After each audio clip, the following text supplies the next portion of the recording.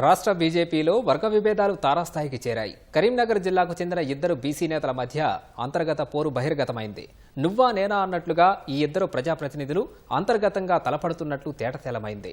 తాజాగా ఈటెల రాజేందర్ వ్యాఖ్యలే ఈ విషయాన్ని రుజువు చేస్తున్నాయి. పార్టీలో ఏ వ్యక్తికి వర్గాలుండవని బండి సంజయ్ వ్యాఖ్యానించడం, ఆ వెంటనే ఈటెల తీవ్రస్థాయిలో స్పందిస్తూ పరోక్షంగా విమర్శలు చేయడం రాజకీయంగా చర్చనీయాంశంగా మారాయి. వచ్చే అసెంబ్లీ ఎన్నికల్లో గెలిచి తెలంగాణలో అధికారంలోకి రావాలని లక్ష్యం నిర్దేశించుకున్న బీజేపీకి రాష్ట్ర పార్టీలో అంతర్గత విభేదాలు తలనొప్పిగా మారుతున్నాయి. ఇప్పటికే అసమ్మతి బాట పట్టి రాజీనామా చేసిన రాజాసింగ్ వ్యవహారం చల్లారక ముందే ఎంపీ ఈటెల రాజేందర్ వ్యాఖ్యలు కమలదళంలో కాకరేపుతున్నాయి. బండి సంజయ్ను ఉద్దేశించే ఈటెల ఈ వ్యాఖ్యలు చేశారనే ప్రచారం జరుగుతోంది.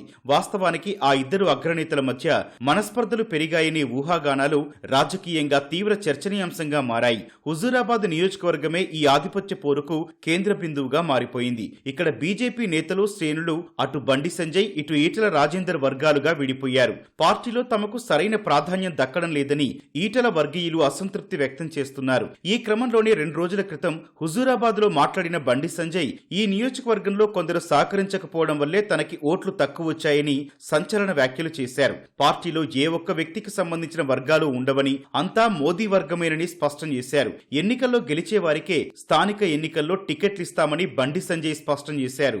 బండి సంజయ్ వర్గం అని చెప్పి బండి సంజయ్ కోసం పనిచేస్తే కూడా దాన్ని క్షమించే ప్రసక్తే లేదు. వ్యక్తి కోసము గ్రూపులు కట్టేవారికి అది బండి సంజయ్ కోసం పనిచేస్తున్నా, ఎవరి కోసం పనిచేస్తే వాళ్ళకి టికెట్. భారతీయ జనతా పార్టీలో ఈ వర్గం ఆ వర్గం ఉండదు. ఎవరు అనుకుంటే వాళ్ళ మూర్ఖత్వం. ఒక్కడికి జెండా కోసం పనిచేయాలి, పార్టీ కోసం పనిచేయాలి. వ్యక్తి కోసం పనిచేస్తే పార్టీలు ప్రోత్సాహం ఉండే ప్రసక్తి లేదు. నా కోసం పనిచేస్తూ ఉండదు. ఇక్కడ లేని సమస్య ఇక్కడ నుంచి వస్తున్నది. ఇక్కడ లేని సమస్య ఇక్కడ నుంచి వస్తున్నది. ఎవరైనా కూడా ఎవరి రాజకీయ భవిష్యత్తు మనం కష్టపడి ఇప్పుడు గట్లంటే బండి సంజయ్కి పార్టీకి హుజూరాబాద్లో తక్కువ ఓట్లు రావాలని కొంతమంది పనిచేసింది. మరి టికెట్ ఇవ్వమంటారా? ఇప్పుడు ఇవ్వమంటారా టికెట్?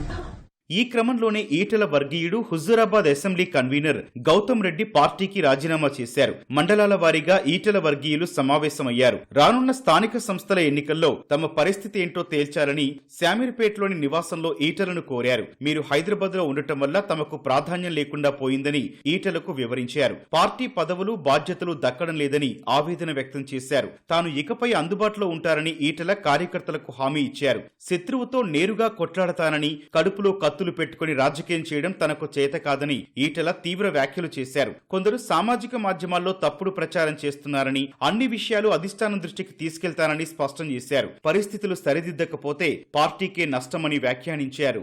శత్రువుతో కొట్లాడతాం కానీ కడుపుల కత్తులు పెట్టుకుని కవలించుకునే సంస్కృతి మా రక్తం లేదు. మీరు ఎవడెవడు సోషల్ మీడియాలో పెడుతున్నారో, ఏమేమి రెచ్చగొడుతున్నారో, ఏమేమి చేస్తున్నారో మొత్తం పైకి పంపించే ప్రయత్నం చేస్తా.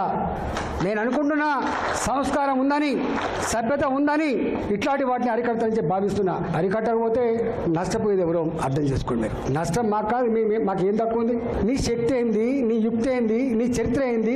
కొట్లాడితే అక్కడ కొట్లా ఏం కొట్లాడితే ఇంకోటి నాకు అర్థం కాదు. రాజశేఖర్తో కొట్లాడినట్టు అర్థం ఉంది, అంతకంటే ముందు ముఖ్యమంత్రితో కొట్లాడినట్టు అర్థం ఉంది, రేషా గారితో కొట్లాడిన అర్థం ఉంది, కిరణ్ కుమార్ గారితో కొట్లాడినట్టు అర్థం ఉంది, కేసీఆర్తో కొట్లాడినట్టు అర్థం ఉంది. ఎవరితో కొట్లాడి నేను నా పతారం కావాలంటున్నా.